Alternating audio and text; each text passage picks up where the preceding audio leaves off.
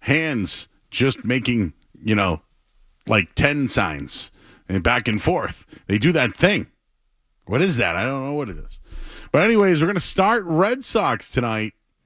You just heard Craig Breslow. I got a little testy with you fans out there yesterday. And in a way, I went home last night and I was like, man, people weren't happy about anything today when it came to the Red Sox. And I got the feels of the old days. The fellowship of the miserable. I got the feels. Nobody was happy with what they did. So, personally, I was fine with what they did. I didn't have high expectations. You shouldn't have either. You should not have had high expectations. Now, did you want them to at least make this team better? That's exactly what they did. And they were transparent about it and set the expectation. They wanted a right-handed bat. Well, Jansen's the guy they brought in. You might not like it, but it's what they did. It also helps their pitching staff. Bringing a catcher in that was better than Reese McGuire. Like, that's a twofold move that you probably didn't love it, but it did multiple things for them. I still think they got two of the better arms that were available. Now, it wasn't Tanner Scott or anybody like that, but, you get a guy that's been to the postseason 5 times, and he's been pretty good in the postseason.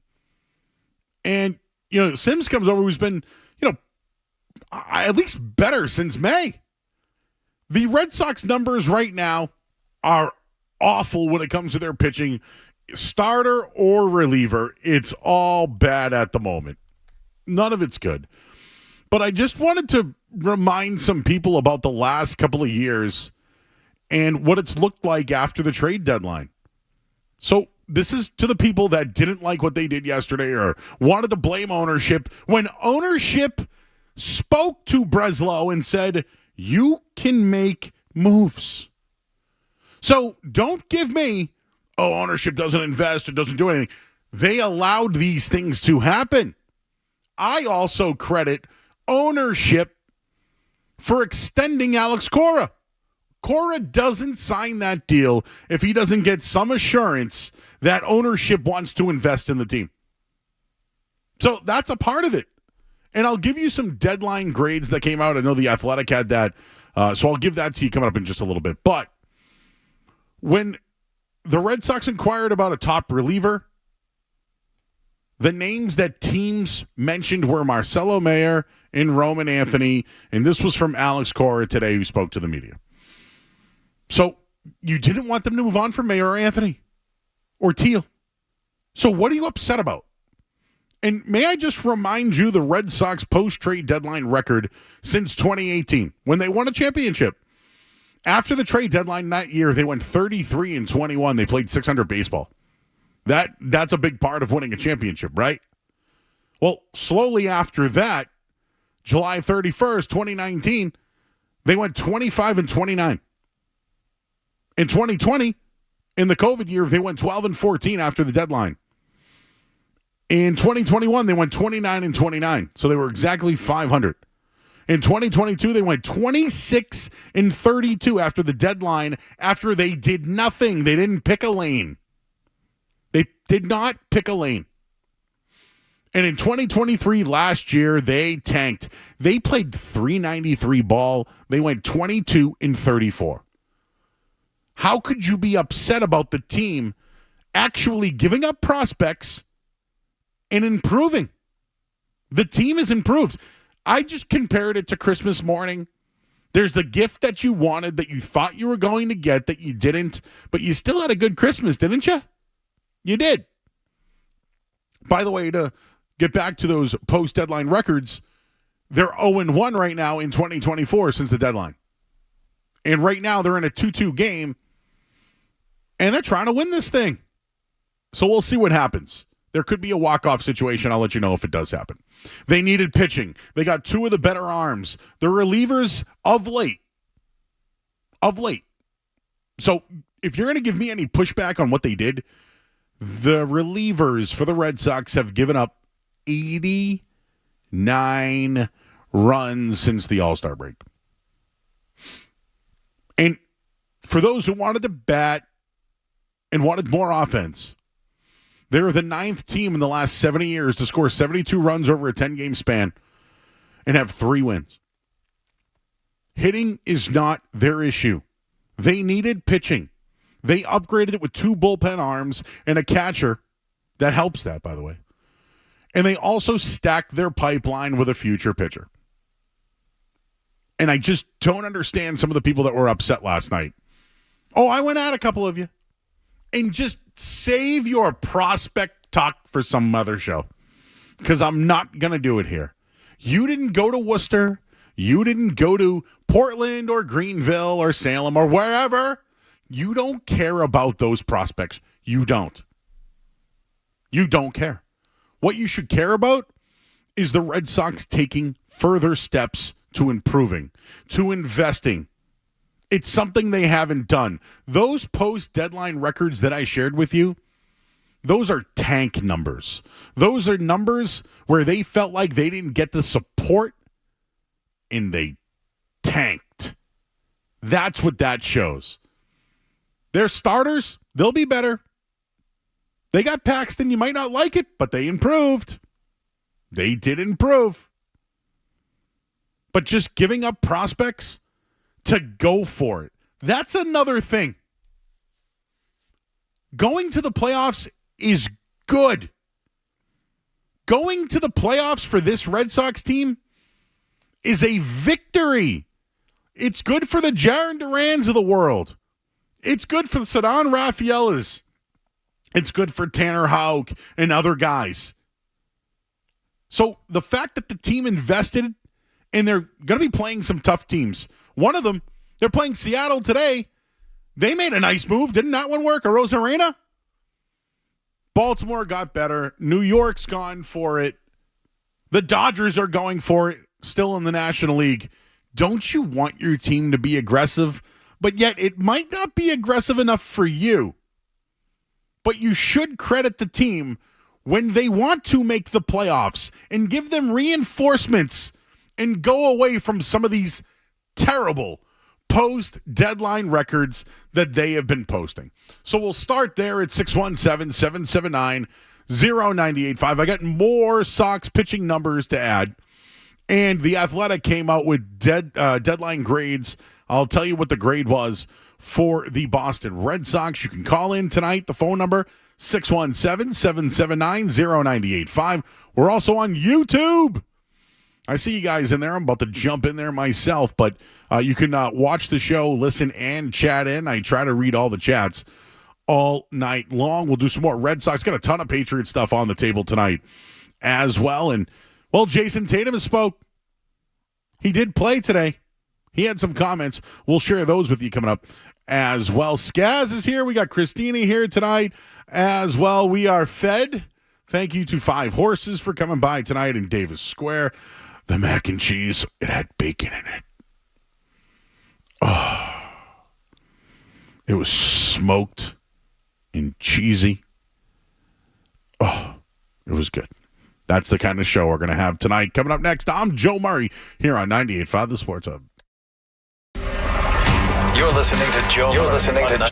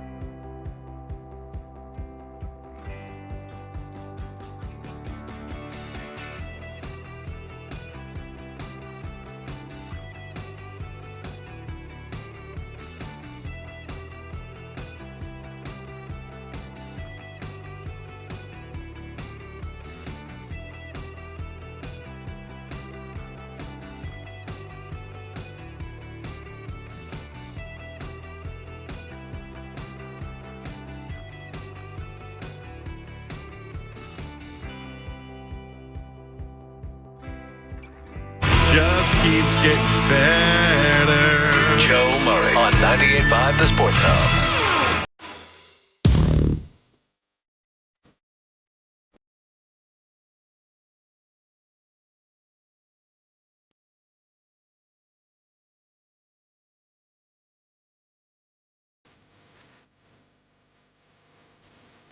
All right, back here at 98.5 The Sports Hub of Joe Murray.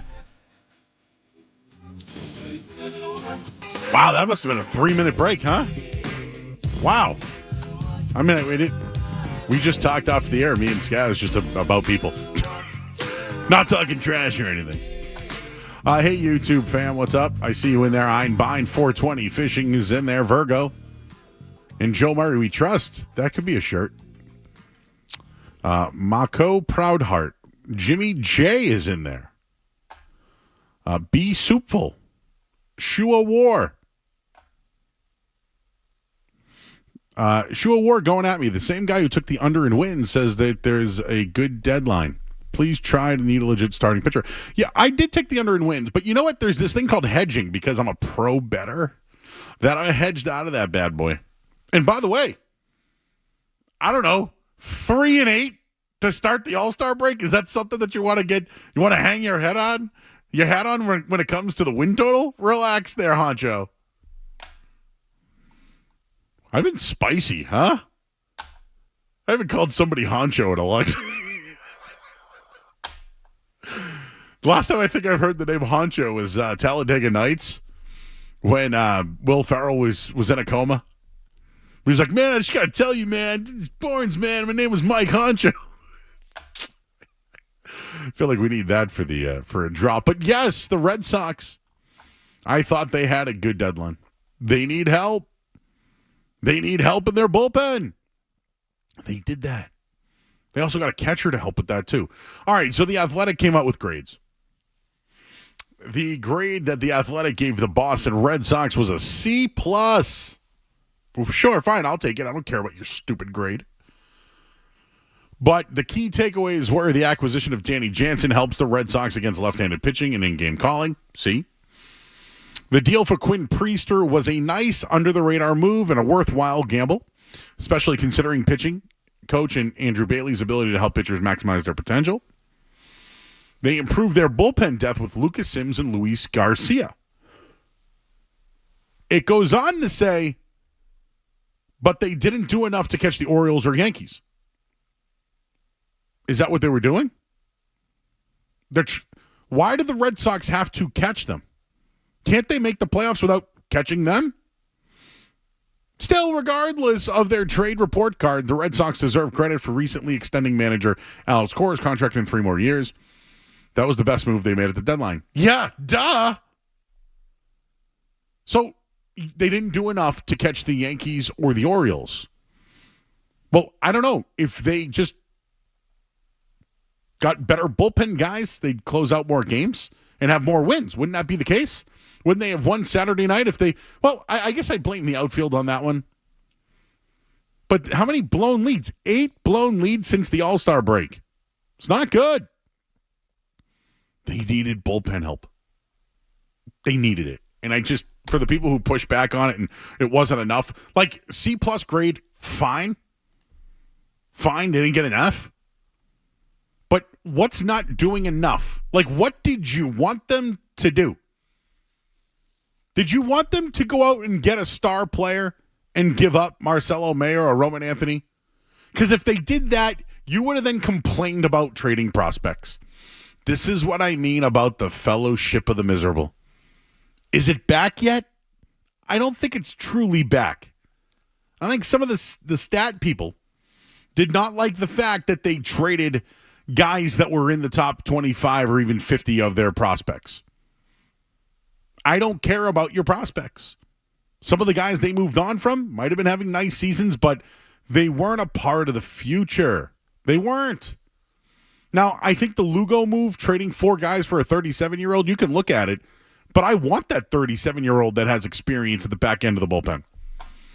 So, Skaz, last night, when I got home, I don't do this often, but back in the day, I used to, write lineups and depth charts and all that.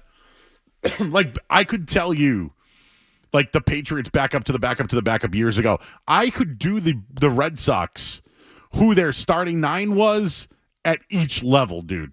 Like I used to be that, in depth. So this is what I have for a Red Sox lineup when they're all healthy and it looks good. I wasn't wowed by it, but just tell me if I'm wrong here. Connor Wong, Tristan Cassis when he comes back.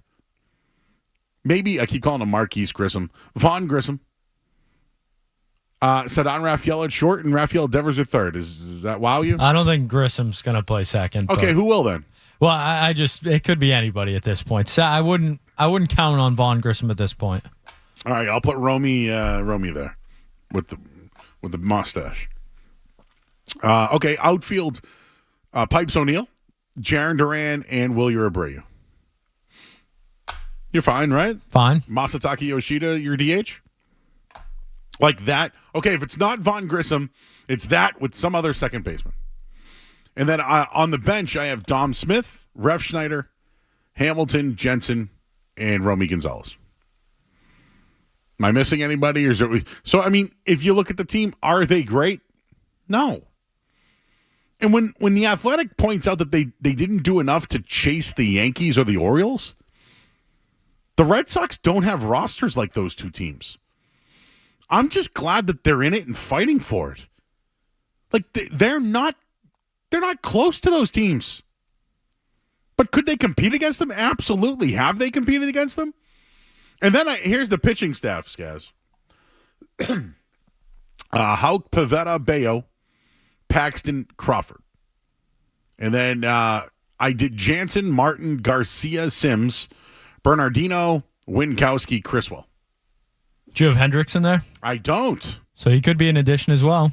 And he would be probably a back end of the bullpen guy, right? So they would have Hendricks, Garcia, Sims, and Martin to go with Jansen. That's a good bullpen. Certainly a lot better than what they started with. So do you see? Do I have to? Is that what I have to do? You gonna spoon feed me, Joe? Do I got to go get the whiteboard back there? You know the whiteboards in our jock lounge with the markers? I'll do it if I have to. You know I'm going to be doing that during the season. The Joe Strader? Maybe we can come up with a better name than that. But yeah, doesn't it look better? Doesn't it look better? And you know what else looks better? When the Red Sox get a walk-off win over at Fenway Park, Rafael Devers with the game winner in the, bottom of the 10th inning. Red Sox win 3-2. A close one. Their bullpen bailed them out. And then their best player, well, he sold the deal. Now, Skaz, I know you're looking at me. Well, I was just going to add that you got a good start from Brian Bayo. Something that we've been kind of looking for lately. During the day. The vampire. Yes, the vampire, Brian Bayo. So you're right. He went 6 1/3. He gave up 7 hits, but had 7 strikeouts. 98 pitches in. If you can get him into the 7th inning, and then listen to the bullpen, guys. This is good. Oh, some sort of antivirus thing just popped up on my computer. What happened here? Hey, what happened? Oh, no. I feel like this is remember my fantasy football draft I did last year? I could pull the audio on that. I got that saved. I thought about that the other night because it's coming up again. So I thought about how I was like, the guys are like, what time do you want to do it, 8 or 9? I'm like, no, can we do it during the day? Bayo went 6 1/3. Sims, the one that nobody liked, he came in, he got 2 outs. Josh Winkowski came in. Strikeout, 15 pitches, bing, bang, boom. Kenley Jansen, an inning, had a walk and a strikeout, but took care of business. And then Zach Kelly gets the win, 4-1 on the year, but they got out of situations. And I know Yoshida scored because Devers, I believe, got the RBI because of the Yoshida. Oh, no, it wasn't RBI. He was on the plate, and Yoshida scored. And then Jansen had an RBI single. If you look at the team and the moves that they made, It helped them win the game today. Jansen, RBI single to make it 2-2 in the 6th inning. Jansen, the right-handed bat that people are complaining about, wondering why they gave up what they did for him, helped you win the game today. How about Sims? Lucas Sims comes into the game today in relief for Brian Bayo, who leaves. He had the one walk, but got 2 outs on 8 pitches. It was a part of the win today. It was a part of the win. And just looking at some of these numbers again, these numbers are atrocious. Really bad numbers for these Red Sox. But their ERA going back to July, okay? Tanner Houck was struggling. Pivetta was too. But the bullpen numbers. Cam Boozer since June 6th. Well, he's gotten hit since. Bailey Horn struggled. Winkowski has struggled a little bit. Kelly finally got the benefit of the doubt tonight. But Weissert had an 11 ERA. And then Bernardino has struggled late too. In the last 28 games, the Red Sox pitching has given up 179 runs. Their ERA was 6.39. Their starters, through 152 innings, gave up 90 runs. The relievers gave up 89. That is sickening in 104 innings. And what happened tonight? Go figure. The guy who's projected to be their ace, Brian Bayo, who's had his struggles this season. He went 6 1/3 against a Seattle team that's improved, that beat them last night. He went into the 7th inning. They turned it over to some of their trade targets. Sims, Jansen, who they traded for, gets the RBI to tie the game in the 6th. It was a good win for the Red Sox tonight, and I think the moves that they made at the deadline showed in tonight's win. Your thoughts at 617-779-0985. What would you give the Red Sox for a grade? If you're coming home from Fenway Park and you want to talk about it, this is the spot to do it. I see you guys on YouTube as well. I did want to just touch on some more news regarding the New England Patriots. It's not pretty. Things, and by the way, another off day? Another off day? You just started. You've had 6 practices and 2 days off. Oh, remember the double sessions? And the heat? Pushing the sled? Doing those crab walks?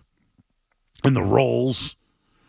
And the coach would just move the ball to the right and you would just have to walk on your hands and knees to the right. And then he'd do it to the left and you'd be doing up, downs. Yeah, you remember. Now they have 6 practices with 2 days off.